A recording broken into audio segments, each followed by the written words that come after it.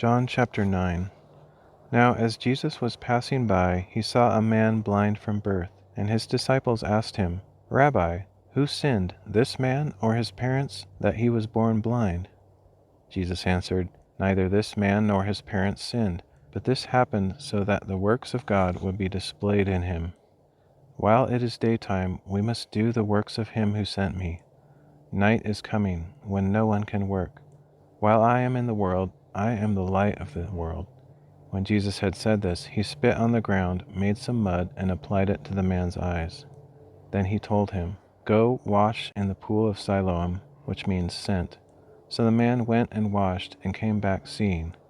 At this his neighbors and those who had formerly seen him begging began to ask, Isn't this the man who used to sit and beg? Some claimed that he was, but others said, No, he just looks like him. But the man kept saying, I am the one. How then were your eyes opened? They asked. He answered, The man they called Jesus made some mud and anointed my eyes, and he told me to go to Siloam and wash. So I went and washed and received my sight. Where is he? They asked. I do not know, he answered.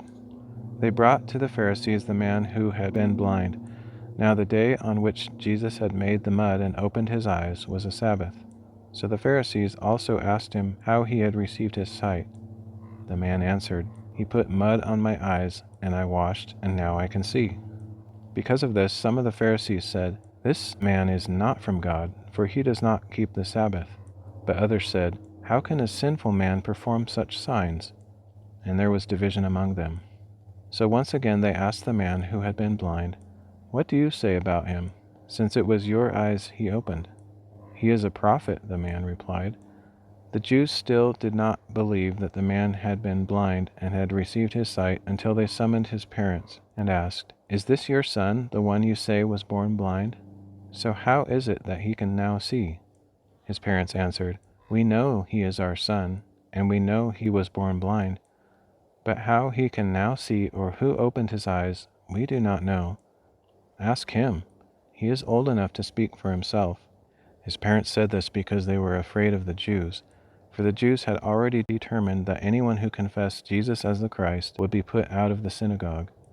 That was why his parents said, He is old enough, ask him.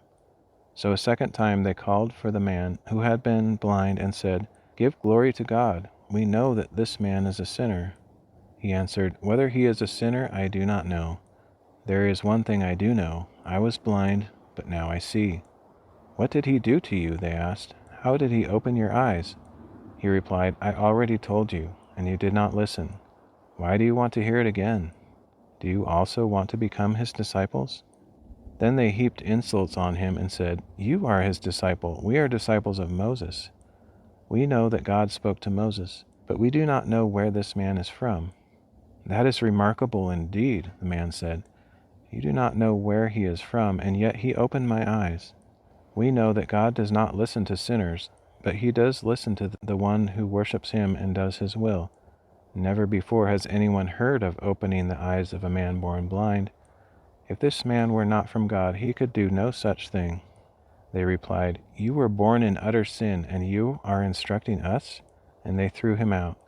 When Jesus heard that they had thrown him out, he found the man and said, Do you believe in the Son of Man? Who is he, sir? He replied, Tell me, so that I may believe in him. You have already seen him, Jesus answered. He is the one speaking with you. Lord, I believe, he said, and he worshipped Jesus. Then Jesus declared, For judgment I have come into this world, so that the blind may see, and those who see may become blind. Some of the Pharisees who were with him heard this, and they asked him, Are we blind too? If you were blind, Jesus replied, you would not be guilty of sin. But since you claim you can see, your guilt remains.